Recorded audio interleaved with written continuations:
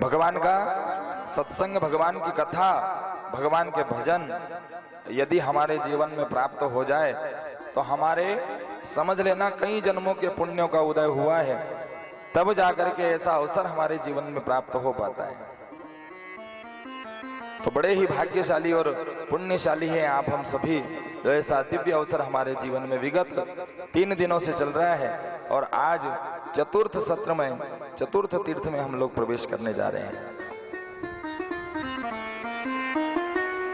भगवान की कथा बचपने को तो प्रबुद्ध बनाती है। बचपन में यदि कथा सुनी जाए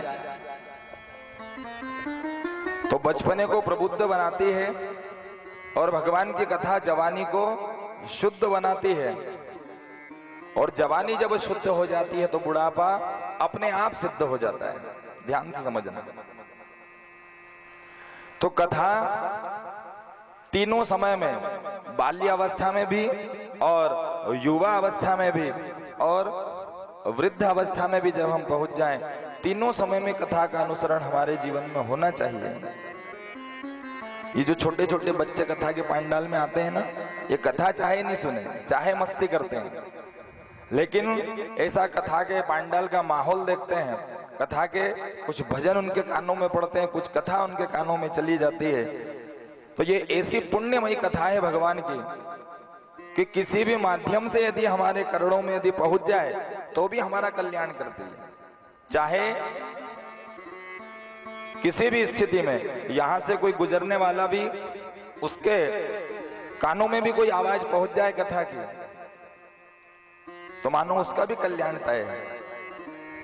तो कथा बचपने में भी सुननी चाहिए, और बचपने में सुनो ना सुनो, पंडाल में आओ मत आओ, कोई समस्या नहीं है, लेकिन जवानी में जरूर कथा सुनना। तो युवा अवस्था में कुछ रहते हैं ना ऐसे लोग कि अभी तो हम युवा अवस्था में, अभी उम्र हमारी 25 साल है, 30 साल है, 40 साल है, अभी क्या कथा सुनना। कथा सुनना कोई हमारा काम थोड़ी है। कथा सुने तो 60 के बाद के लोग सुने। और ऐसा यदि कोई के मन में हो ना कि अभी कथा सुनने का समय नहीं है, वो तो 60 साल 62 साल की उम्र हो जाएगी तब कथा सुनेंगे। तो ये जो कथा है ना, ये कथा अभ्यास की चीज है, ये अभ्यास से आती है। जवानी में, युवा अवस्था में कथा को सुनना इसलिए जरूरी है कि जवानी में यदि कथा सुनी, कथा में बैठना यदि सीख गए, कथा में मन यदि लगने लगा तो ही बुढ़ापे में मन लगेगा, और नहीं तो बुढ़ापे में कथा में मन नहीं लगेगा, पत्ती खेलने में मन लगेगा। फिर और ध्यान रखना, पत्ती खेलने की नहीं है, पत्ती में यदि बुढ़ापे में मन लगा ना तो स्थिति बहुत ज्यादा डामाडोल हो जाएगी। ध्यान रखना। वो भगवान ऊपर से बैठे बैठे सब देख रहे हैं, पत्ती खेलने वालों को भी, कि मैंने मानव तन दिया, मनुष्य बना करके भेजा अपने आप का कल्याण करने के लिए, और बुढ़ापा जो था भजन करने के लिए था, और उसमें पत्ती खेली गई। तो आने वाला जो दूसरा जन्म है ना, आने वाला जो दूसरा जन्म जो है वो मिल जाएगा बेल का।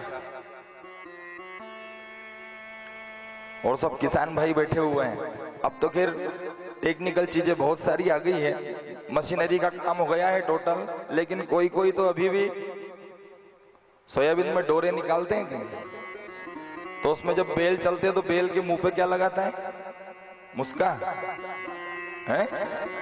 तो पत्ती खेलने वालों की स्थिति वही होगी। यदि बुढ़ापे में भजन करने के समय में पत्ती खेली तो भगवान आने वाले जन्म में बेल बना देंगे और मुंह पे मुस्का बन जाएगा। दिन भर डोरे में चला और दिन भर हरी भरी पत्तियां नजर आई, हरी भरी घास नजर आई, खाने की खूब इच्छा हो रही है, लेकिन मुंह पे भगवान ने कि बुढ़ापे में पत्ती खेली थी ना, अब एक पत्ती भी खा के बता। तो बुढ़ापा जो है वो भजन करने के लिए है, लेकिन आपको आदत युवा अवस्था से डालनी पड़ेगी, तब जाकर के पंडाल में मन लगेगा। अन्यथा कि साहब हम तो 60 साल के बाद सुन लेंगे, 65 के बाद सुन लेंगे, फिर मन में अपने आप ही फिर है ना बहाने प्रकट होने लगेंगे। अरे कथा में जाओ 3 घंटे 4 घंटे कैसे बैठेंगे, क्योंकि शरीर भी साथ नहीं देगा। 60 साल 65 साल की उम्र हो जाए तो 3 घंटे बैठने की नहीं बने, पहली बात। और आने वाली जो जनरेशन है ना, आने वाले जो अभी जो युवा हैं, इनकी स्थिति तो 60 में ज्यादा खराब हो जाएगी। ये तो सब पुराने चावल है जो बैठे हैं, इनने पुराना खा पी रखा है, इसलिए बैठे हैं ये।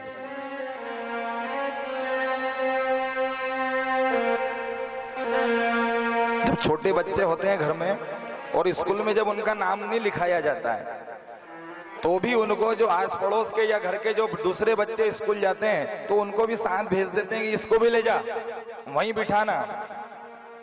उसमें भाव क्या रहता है? उसमें भाव ये रहता है कि अभी नाम तो नहीं लिखाया है, स्कूल में एडमिशन तो नहीं कराया, पर ये तुम्हारे साथ जाएगा तो पढ़ेगा चाहे नहीं, पर बैठना तो भी सीखेगा, है ना? बैठना सिखाते हैं ना, वो इसीलिए सिखाते हैं कि आगे जब नाम लिखाएंगे, एडमिशन करा देंगे, तो बैठना तो पहले ही सीख जाएगा, फिर पढ़ना ही पढ़ना बचा है फिर। तो जो जवानी, जो युवा अवस्था है, ये कथा में बैठने का अभ्यास करने का समय है। इसमें कथा में बैठने का अभ्यास करना, जवानी में कथा को श्रवण करना, तो बुढ़ापे में मन लगेगा, नहीं तो राम भजन में नहीं राजी डोकरिया माझी, ही राम भजन में नहीं राजी डोकरिया माझी, राम भजन में नहीं राजी डोकरिया माझी, राम भजन में नहीं राजी डोकरिया माझी, राम भजन में नहीं राजी डोकरिया माझी। फिर बहाने क्या बनते हैं? जब यदि युवा अवस्था में कथा नहीं सुनी और बुढ़ापे में यदि क्यों ना कि जाओ कथा चल रही है, कथा में चले जाओ, मंदिर चले जाया करो, रोज नहाकर भगवान के दर्शन कर आओ, मंदिर तक घूम फिर आओ, मंदिर में दर्शन कर आओ। और यदि युवा अवस्था में यदि कथा में मन लगा होगा, मंदिर जाने में मन लगा होगा, सत्संग में मन लगा होगा, तो 1 मिनट में उठ करके चले जाओगे बिना कहे। और नहीं तो घर के लोग धक्के देके भी निकालेंगे ना मंदिर के लिए, कथा के लिए। मंदिर जाए तो का पाव तुझे हो माथे, मंदिर जाए तो का पाव तुझे हो माथे, मंदिर जाए तो का पाव तुझे हो माथे, मंदिर जाए तो का पाव तुझे हो माथे। घर में यदि माताराम डोकरी माँ उनसे क्यों नहीं कि मंदिर जाओ रोज, तो उसमें फिर बहाने, जाते ही नहीं बने, चलते ही नहीं बने, पांव दुखे। ये केवल मंदिर के लिए है। घर घर जावा में घड़ी राजी डोकरिया माझी, घर घर जावा में बड़ी राजी डोकरिया माझी, राम भजन में नहीं राजी डोकरिया माझी, राम भजन में नहीं राजी डोकरिया माझी। बुढ़ापा एक ऐसी चीज है कि वो अच्छों को परेशान कर देता है। गर्दन हिलने लग जाए, पैर से चलना बंद हो जाए, हाथ पैर उठना बंद हो जाए, खाना पीना बंद हो जाए। अब कुछ खाए पिए तो शरीर में एनर्जी रहे, पर वहां सब बंद ही हो जाता है।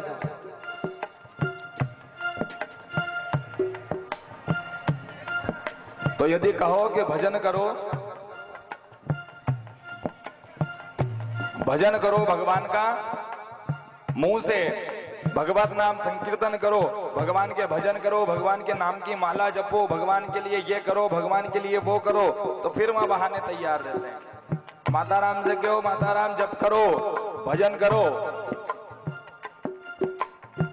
भजन करे तो तुझे हो माथे, भजन करे तो तुझे हो माथे, भजन करे तो मुंडो तुझे हो माथे, भजन करे तो तुझे हो माथे। चुगली करवा में घड़ी राजी डोकरिया माझी, चुगली करवा में घड़ी राजी डोकरिया माझी। और भजन के कहो तो मुंह दुखे और दिन भर बात खूब करा लो, चुगली करा लो, तो फिर तो ये बहाने फिर अपने आप बनते हैं फिर बुढ़ापे में। इसलिए निवेदन यही है कि युवा अवस्था में, जवानी में कथा के पंडाल में आके बैठना, तो अपने आप बुढ़ापे में मन लग जाएगा। और बुढ़ापे में यदि मन लग गया और भजन करते करते, माला घुमाते घुमाते, कथा सुनते सुनते यदि चले गए, तो आने वाला जो जन्म रहेगा ना, वो वहीं से शुरू हो जाएगा। फिर आने वाला जो समय रहेगा, दूसरा जो जन्म रहे, क्योंकि अंतमति सो गति। ये दर्जी होते हैं कि नहीं, कपड़े सिलने वाले, ये जब कपड़े बनाते हैं, और कभी कभार ऐसा होता है कि दर्जी ने किसी पेंट के कपड़े को काटा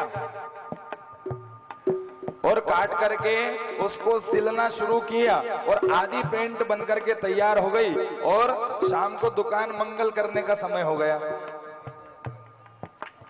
अब दुकान मंगल करने का समय हुआ तो दुकान आधी पेंट बनी है, उसको वहीं रखी, दुकान मंगल की, घर आ गया।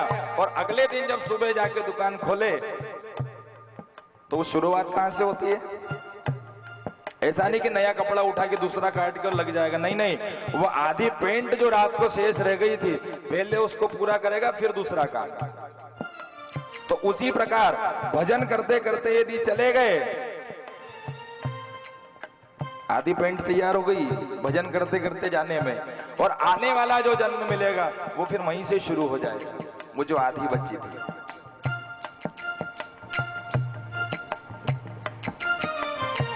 और भजन करने का वास्तव में जो समय है ना, भगवत नाम संकीर्तन करने का वास्तव में जो समय है, वो युवा अवस्था ही है। बुढ़ापे में तो कहीं गर्दन हिलने लग जाए, हाथ पैर चलना बंद कर दे, आंख से दिखना बंद हो जाए, कान से सुनना कम हो जाए, ये भगवान के मैसेज रहते हैं। भगवान के ये मैसेज होते हैं कि भैया आप तैयारी कर लेना हो। सबसे पहले भगवान थोड़ा थोड़े कान बंद कर देते हैं, सुनना कम। तो हमारे यहाँ फिर अब कलाकारी खूब हो गई है साहब, कि सुनना कम हो गया तो मशीन लगा ली, है ना, कानों में मशीन लगी, खूब सुनाई दे रहा है। भगवान दूसरा मैसेज भेजते हैं, फिर आंखों से दिखना कम हो जाता है, और हमको ऐसा लगता है कि हाँ दिखना कम हो गया, अब ऑपरेशन करा लो। नहीं नहीं, वो वहां से मैसेज आ रहे हैं कि तैयारी कर लेना। आंख से दिखना कम हुआ, ऑपरेशन करा लिया, काला चश्मा पहन लिया साहब, आंख की भी व्यवस्था कर ली, हाथ पैर धूसने लग गए, उनके भी कुछ ना कुछ, उनका भी इलाज करा लिया, सब करा लिया। और फिर भगवान जब देखते हैं कि मैं इसको संदेश भेज रहा हूं तैयारी करने का, और ये इलाज करा करा के सब सही करा रहा है, तो अंत में भगवान फिर कमर टेढ़ी कर देते हैं। अब कमर टेढ़ी का इलाज तो कुछ है ही नहीं, फिर अब पटिया बांध के घूमने से तो रही है। तो ये सब व्यवस्थाएं भगवान के यहाँ की, ये सब भगवान के मैसेज है, हमको ध्यान रखना। और जो लोग किनारे पे चल रहे हैं ना, अब वो तो माला पकड़ ही लेना। अब कब जीवन की और कब किस समय कहां शाम हो जाए, कोई भरोसा नहीं है। भगवान की कथा तीनों स्थिति में अनिवार्य है। बचपने में भी सुनी जाए, जवानी में सुनी जाए, बुढ़ापे में सुनी जाए।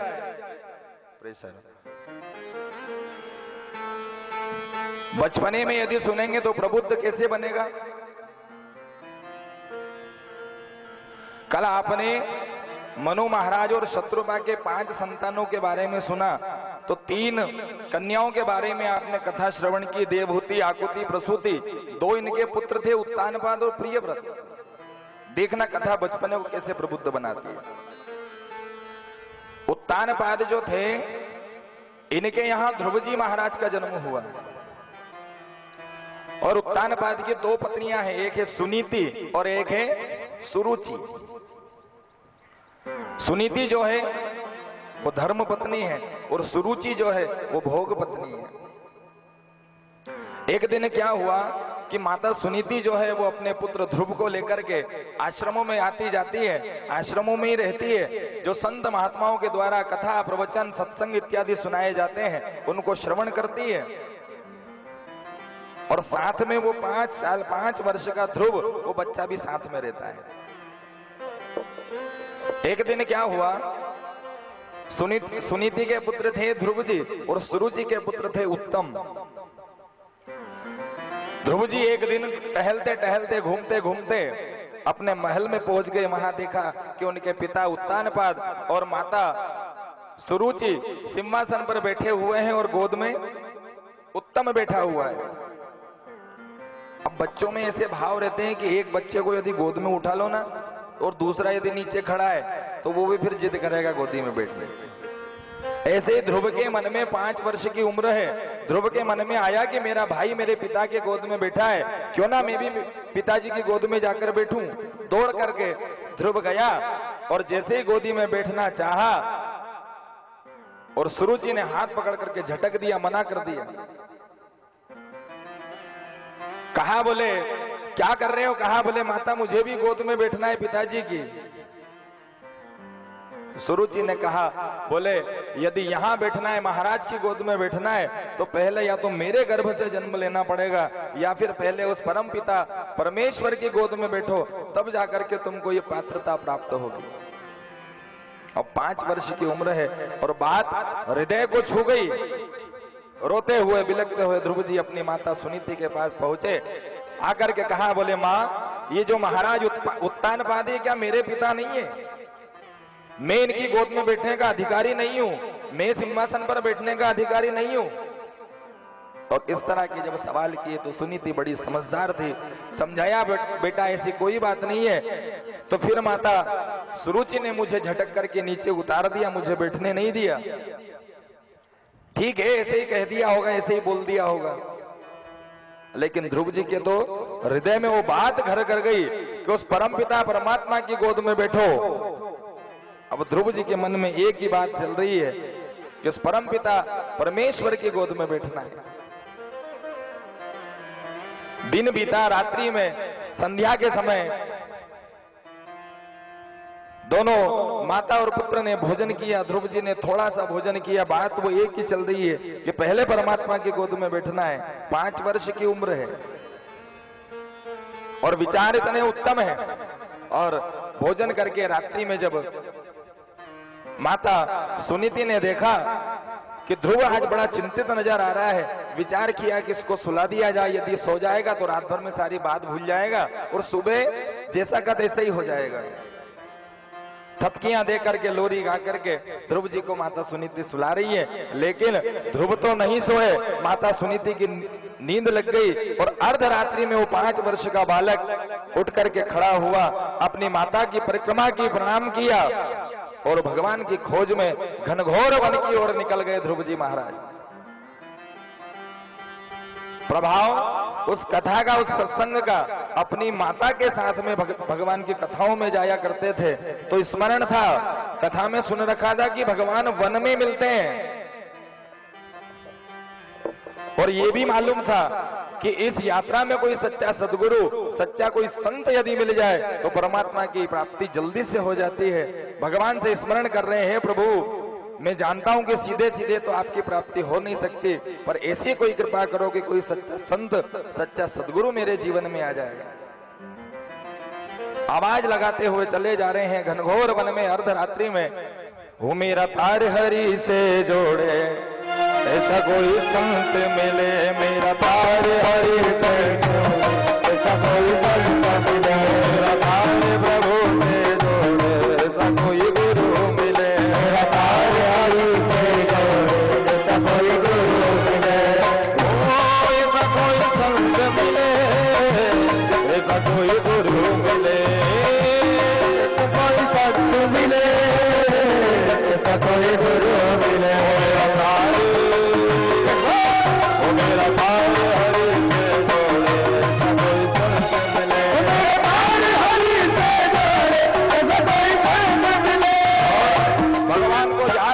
करते भगवान से निवेदन करते करते चले जा रहे हैं। अर्धरात्रि में वन में पहुंचे और वन में जब गए ना तो मृगों का झुंड मिला बहुत बड़ा।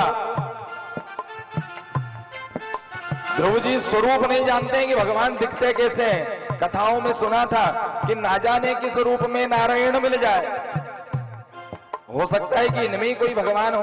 दौड़ करके मृगों के झुंड के सामने जाकर खड़े हुए, हाथ जोड़ करके कहा 5 वर्ष का बच्चा है, घर से वन में आ गया, पूछा क्या आप परमात्मा हैं? उन मृगों ने जब सुना इतना उत्तम विचार और इतना उत्तम रास्ता, सारे मृग वहां से आगे बढ़ गए। ध्रुव जी और आगे वन में पहुंचे, हाथियों के बड़े बड़े हाथियों का झुंड प्राप्त मिला। दौड़ करके हाथ जोड़कर फिर पूछा, क्या आप परमात्मा हो? वो हाथी भी वहां से आगे बढ़ गए और आगे गए, और जब विशाल वन में जब पहुंच गए तो वहां सिंह, शेर अर्थात साक्षात मृत्यु सामने आकर के खड़ी हो गई। लेकिन ध्रुव जी का जो मार्ग था, ध्रुव जी का जो विचार था, दौड़ करके गए और उस सिंह के सामने खड़े होकर के पूछा, क्या आप परमात्मा हो? और सिंह अर्थात साक्षात मृत्यु, उस मृत्यु ने भी जब सुना कि परमात्मा की खोज में ये निकला है, तो वो मृत्यु भी मस्तक नीचे झुका करके वहां से आगे बढ़ गई। और नेत्र सजल है, भाव बड़ा सुंदर है ध्रुव जी का, बार बार भगवान को से निवेदन कर रहे हैं। और जब नारद को अपने कर्णों में कोई आवाज सुनाई दी, नारद ने देखा कि एक 5 वर्ष का बच्चा वन में भगवान की तलाश में घूम रहा है। नारद जी नारायण नारायण रटते हुए वहां प्रकट हो गए। जैसे ही नारद जी को देखा, दौड़ करके गए, चरणों में गिर गए, क्या आप परमात्मा हैं? नारद जी ने मस्तक पर हाथ रखा, बेटा परमात्मा ढूंढने आए हो? हाँ। क्यों? मुझे उनके गोद में बैठना है, और कोई भाव नहीं है कि भगवान प्रकट होंगे तो मैं कुछ मांग लूंगा, कि मैं धन संपत्ति मांग लूंगा, मैं पद प्रतिष्ठा मांग लूंगा, मैं कोई ऐश्वर्य मांग लूंगा। नहीं नहीं, केवल गोद में बैठना है, बस इतना सा संकल्प है। तो नारद जी ने अनेक प्रकार से परीक्षा की, कहा बोले बेटा अभी तुम्हारी उम्र कम है, इतनी सी उम्र में भगवान नहीं मिलते हैं, इतनी सी उम्र में तपस्या नहीं हो पाती है, तुम अभी छोटे हो, जब बड़े हो ना तब वन में आना, फिर भगवान का तुम भजन करना, फिर भगवान की प्राप्ति होगी। अनेक प्रकार से ध्रुव जी को समझाना चाहा, लेकिन ध्रुव जी ने कहा आप बस इतना बताइए कि आप परमात्मा है या नहीं, या फिर मैं और आगे बढ़ूं। कहा बोले बेटा मैं तो परमात्मा नहीं हूं। और जब हर तरह से टेस्टर लगा के देख लिया और बढ़िया करंट जब प्राप्त हुआ नारद को, नारद जी समझ गए कि ये पक्का भगत है, ये निश्चित रूप से भगवान की प्राप्ति कर लेगा। तो नारद जी ने कान फूंक दिया, मंत्र दे दिया, कहा बोले बेटा 6 महीने तक इस मंत्र का जप कर लेना, और 6 महीने जैसे ही पूर्ण होंगे वैसे ही भगवान की तुमको प्राप्ति हो जाएगी। ध्रुव जी नाचने लगे, आनंद आ गया, 12 मंत्र ध्रुव के कान में दे दिया, और एक वृक्ष के नीचे जाकर अपना आसन लगाया, वहां बैठे और आसन लगा करके ऐसा ध्यान लगाया भगवान का। 5 वर्ष की ध्रुव की उम्र है, लेकिन कथा का ऐसा प्रभाव उसके जीवन में आया। बचपन से अपनी माता के साथ कथा में जा जा करके सब सुन रखा था,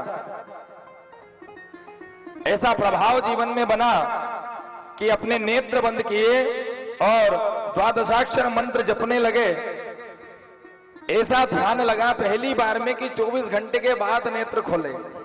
24 घंटे बीत गए जपते जपते, और 24 घंटे के बाद उठे, कुछ पत्ते कंदमूल फल जंगल से लाकर के खा लिए, थोड़ा सा कुछ जल पी लिया, फिर आसन लगाया, आसन लगा करके बैठे। तो इस बार 3 दिन में नेत्र खोले, फिर उठ करके जल पिया, फिर बैठे, 15 दिन में नेत्र खोले। अब 5 वर्ष का बच्चा क्या जाने, आप हम सभी जानते हैं, लेकिन कथा ने ऐसा चमत्कार किया जीवन में। ये कथा जो है ना, ये बड़ी चमत्कारी कथा है। ये कब किसको क्या प्राप्ति करा दे, जो जैसे भाव से यहाँ आकर के बैठे, वो ये कल्प वृक्ष है। जो मन में हमारे भाव है, जिस भाव से हम यहाँ आकर के बैठे, वो ही हमको प्राप्त होता है। यहाँ केवल कल्पना करनी है बस। तो ध्रुव के जीवन में कथा का चमत्कार यही हुआ कि इतनी बड़ी बड़ी समाधि, नेत्र बंद करके बैठे, 15 दिन में नेत्र खोले, फिर उठे, कंदमूल फल पत्ते खाए, जल पिया, फिर बैठे, 1 महीने में नेत्र खोले, फिर बैठे, 3 महीने के बाद नेत्र खोले, और अब आखिरी बार संकल्प करके बैठ गए कि अब जब तक भगवान आकर के मुझे गोद में नहीं बिठा लेते तब तक अब मैं मेरे नेत्र नहीं खोलूंगा। और दिन रात 24 घंटे द्वादशाक्षर मंत्र जपने लगे। और जब 6 महीने पूर्ण होने को थे, एक रात्रि शेष बाकी है, अगला जो सूर्य उदय होगा उसमें 6 महीने पूर्ण हो जाएंगे। और आज मेरे भगवान अपने गोलोक धाम में इधर से उधर टहल रहे हैं वैकुंठ में। भगवान बड़े विचलित हो रहे हैं। माता लक्ष्मी ने देखा कि ऐसा आज तक नहीं हुआ, आज पहली बार ये क्या हो रहा है। पूछा, बोले प्रभु क्या बात है, आज बड़े विचलित नजर आ रहे हैं आप। भगवान ने कहा, बोले देवी, एक मेरा 5 वर्ष की उम्र का एक मेरा भगत मेरी तपस्या कर रहा है, उसको 6 महीने बीत गए हैं और कल 6 महीने पूर्ण होने वाले हैं और कल मुझे उसको दर्शन देने जाना है। माता लक्ष्मी ने जब दृष्टि डाल करके देखा 5 वर्ष के बच्चे को, तो भगवान से कहा कि आपके मन में, आपके हृदय में बिल्कुल भी दया नहीं है, आपको दया बिल्कुल नहीं आती। अरे 5 वर्ष का बच्चा है और 6 महीने से आप उससे तपस्या करा रहे हैं, पहले ही चले जाते, पहले ही उसको दर्शन दे देते। भगवान ने कहा, बोले देवी मैं तो जाना चाहता था, लेकिन नारद ने कह दिया कि 6 महीने में भगवान मिलेंगे। तो ना रद्द, जिसकी बात, जिसके वचन कभी रद्द ना होते हो, उसका नाम नारद। कहा, बोले नारद ने कहा 6 महीने में मिलेंगे, तो मैं पहले कैसे जा सकता हूं फिर। और कल 6 महीने पूर्ण होने वाले हैं। रात्रि बीती और जैसे ही सूर्य उदय हुआ, सूर्य की पहली किरण के साथ मेरे भगवान वहां से नंगे चरण निकल लिए। ध्रुव के सामने आकर के भगवान प्रकट हो गए। ध्रुव के नेत्र बंद हैं और द्वादशाक्षर मंत्र जप रहे हैं। भगवान ने ध्रुव को उठाया और उठा करके तपस्या करते करते नेत्र बंद हैं और ध्रुव को अपनी गोद में बिठाया। जैसे ही गोद में बिठाया, भगवान की गोद, ध्रुव जी ये मानो कि थोड़ी देर के लिए सब भूल गए। जैसे ही नेत्र खुले, नेत्र खुल करके खड़े होकर जब सामने से जब भगवान को देखा, देदीप्यमान स्वरूप मेरे भगवान का, गदगद हो गए, हृदय आनंदित हो गया भगवान के दर्शन पा करके। और ध्रुव जी हाथ जोड़ करके भगवान के सामने खड़े हैं। 5 वर्ष की उम्र है, पढ़े लिखे नहीं थे, कुछ आता नहीं था, विचार कर रहे हैं कि मैं भगवान की स्तुति कैसे करूं, भगवान की प्रार्थना कैसे करूं। भगवान समझ गए कि ये मेरी कोई स्तुति करना चाहता है, लेकिन आता कुछ नहीं है। तो भगवान ने अपना शंख ध्रुव जी के कपोल से, ध्रुव जी के गालों से स्पर्श किया और जैसे ही स्पर्श किया तो 4 वेद, 18 पुराण, 6 शास्त्र सब याद हो गए ध्रुव जी को। और ध्रुव जी ने बड़ी सुंदर यहाँ पर भगवान की स्तुति की। भगवान ने पूछा, बोले बेटा इतनी लंबी तपस्या क्यों की। कहा, बोले मुझे और कोई काम नहीं है, केवल आपके गोद चाहिए, एक बार आपके गोद में मुझे बिठा लो। इतना सुंदर जब भाव देखा, नेत्र सजल हो गए भगवान के। भगवान ने ध्रुव जी को गोद में बिठाया, मस्तक चुमा, आशीर्वाद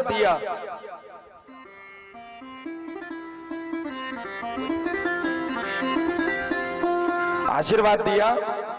और जब इधर महाराज उत्तानपाद को जब पता चला कि मेरे पुत्र को भगवान की प्राप्ति हो गई है, किसी गुप्तचर से पता लगा, इधर सारा नगर सजवाया गया। और ध्रुव जी महाराज भगवान की गोद पा करके, भगवान के दर्शन पा करके जब अपने नगर में आए, भव्य उनका स्वागत किया गया अपने नगर में।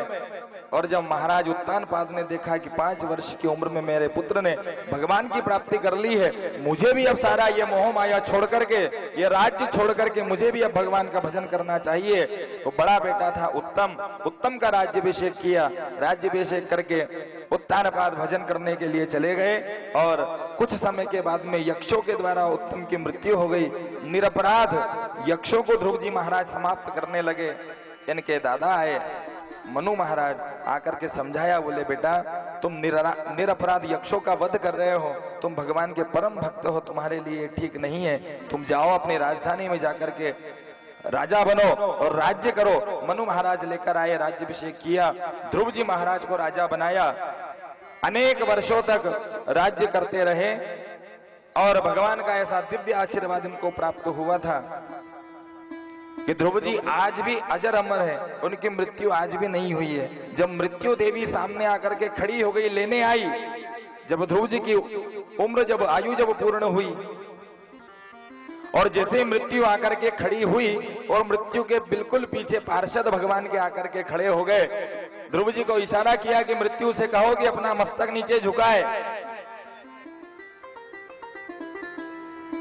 और ध्रुव ने कहा, बोले देवी जी मेरा समय हो गया, मैं चलने के लिए तैयार हूं, लेकिन जरा आप आपका मस्तक तो नीचे झुका लो। ये भगवान के आशीर्वाद का और इस कथा का प्रभाव था। और नहीं तो हमारी मृत्यु जब आए, यमदूत जब आकर के खड़े हो, मृत्यु देवी जब आके खड़े हो, जब कह के देखना कि जरा मैं घर परिवार से मिल लूं सबसे फिर चला अपन, ऐसी बात करके देखना यदि रुके तो। ध्रुव जी ने कहा और मस्तक झुका लिया। इस कथा के प्रभाव से भगवान के ऐसे दिव्य भक्त हुए हैं जिन्होंने अपनी राजधानी को भी संभाला, राजघराना भी संभाला, प्रजा का भी पालन किया, लेकिन भजन नहीं छोड़ा, भगवान को फिर भी पकड़ के रखा। हमको यदि कहीं अगले दिन जल्दी जाना रहे तो हम भगवान की पूजा नहीं करते, हमने कहा नहीं आज पूजा तो हो ही नहीं पाएगी, जल्दी पहुंचना है वहां। लेकिन उन लोगों का नियम ऐसा नहीं था। वो बड़े बड़े सिंहासन पर बैठे थे, बड़ी बड़ी जवाबदारियां उनके सिर थी, लेकिन कभी भगवान की सेवा पूजा को नहीं छोड़ा। और आप लोग भी ध्यान रखना, धर्म, अर्थ, काम और मोक्ष, ये चार पुरुषार्थ है, जिसमें आरंभ कहां से हुआ? धर्म से। धर्म और अर्थ, प्रातः काल उठो, उठ करके स्नान करो और सबसे पहली चीज बताइए धर्म करो। भगवान के सामने बैठो, भगवान की सेवा पूजा करो, गौ माता की सेवा पूजा करो, धर्म कार्य करो। और फिर दूसरे नंबर पे आता है अर्थ। पहले धर्म करो घर में बैठकर, और फिर बाहर जाकर के अपने व्यापार के माध्यम से या अपना जो भी काम हो उसके माध्यम से अर्थ कमाओ, धन कमाओ। फिर धन कमाने के लिए जाओ, धर्म करो, अर्थ कमाने के लिए जाओ, और फिर अर्थ कमा करके काम, वो जो अर्थ हम कमा करके लेके आए उससे घर का, परिवार का और भी जिनको आवश्यकता है उन सभी के संचालन में वो धन लगना चाहिए। तो धर्म, अर्थ और काम, और ऐसे यदि सिस्टम से यदि हमारा काम चला, नित्य प्रति धर्म करके अर्थ कमाने लगे और उस अर्थ से परमार्थ करने लगे, तो अंतिम फिर सीढ़ी है मोक्ष। ये सब करते रहे तो अपने आप मोक्ष की प्राप्ति हो जाएगी।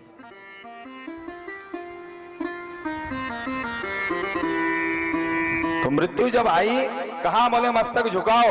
मस्तक जैसे ही झुकाया, ध्रुव जी ने अपना चरण मृत्यु के मस्तक पर रखा और सीधे पार्षदों के पास पहुंच गए। और मेरे भगवान ने उत्तर दिशा में ध्रुव लोक की व्यवस्था कर दी थी पहले, और ध्रुव जी महाराज सीधे अपने लोक में पहुंचे। और आज भी वो अजर अमर है, जो हमको प्रातः काल ब्रह्म मुहूर्त में उत्तर दिशा में जो हम ध्रुव तारा जो दिखाते हैं ना विवाह के समय में, और ध्रुव तारे का जो दर्शन होता है ब्रह्म मुहूर्त में, उत्तर दिशा की ओर जो तारा नजर आता है वो ध्रुव तारे के नाम से जाना जाता है, वही ध्रुव लोक है। वहां ध्रुव जी आज भी विराजमान है, आज भी अमर है, भगवान के आशीर्वाद से, भगवान की कृपा से। तो 5 वर्ष की उम्र में भगवान को पा गए, केवल भगवान की कथा के माध्यम से। तो इसलिए बच्चों को कथा में लाना भी जरूरी है, बच्चों को भी कथा में लेकर आओ।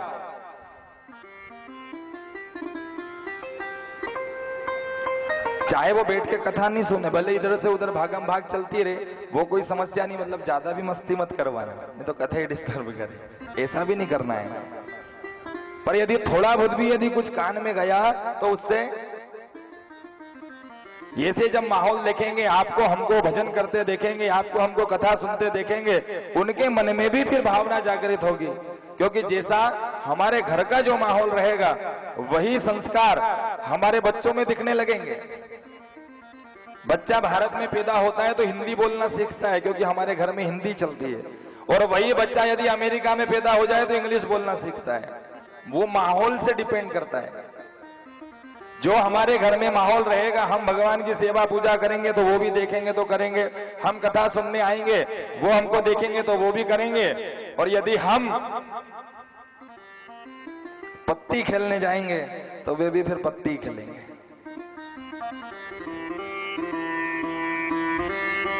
ये हमारे हाथ में है कि हमारे घर का माहौल कैसा रहे और हमारे घर के संस्कार कैसे हो। ध्रुव ने 5 वर्ष की उम्र में भगवान की प्राप्ति कर ली, आज भी हो सकती है वो, आज भी बड़ी बात नहीं है। कोई करने वाला होना, और ये तो कलयुग है साहब, इसमें तो और ज्यादा जल्दी हो सकती है। आज भी भगवान तत्पर है, पर कोई ध्रुव बन के तो देखे। सब आज भी हो सकता है। मत बनो ध्रुव, हम नहीं कहें कि आप ध्रुव बन जाओ, मत बनो, थोड़ा तो कर लो, उतने में ही हमारा तो कल्याण हो जाएगा। और बस थोड़ा थोड़ा यदि चलते रहे, उसकी आश यदि मन में रही, जैसे ध्रुव के मन में थी, आशा लगी थी भगवान से, विश्वास था पूर्ण कि मैं जाऊंगा, तपस्या करूंगा तो मुझे भगवान की प्राप्ति होगी। हम चाहे भगवान की प्राप्ति की आशा नहीं लगाए, लेकिन इतनी आशा तो भी लगा करके रखो कि हम थोड़ा थोड़ा जो भजन कर रहे हैं, हमारी रहेगी भगवान से आस, तो भगवान आ जाएंगे हमारे पास। और दोनों को यदि मिला दिया गया तो आस पास, 24 घंटे आसपास हो जाएंगे। लेकिन रे भजन करो रे, भजन करो रे, अरे भजन करो रे, भजन करो रे, अरे गोविंद मिलेगा जरूर, भजन करो गोविंद मिलेगा जरूर, गोविंद मिलेगा जरूर, भजन करो गोविंद मिलेगा जरूर, गोविंद नहीं है दूर, भजन करो गोविंद नहीं है दूर, गोविंद नहीं है दूर, भजन करो गोविंद नहीं है दूर, भजन करो रे, भजन करो रे, भजन करो रे, भजन करो रे, भजन करो रे,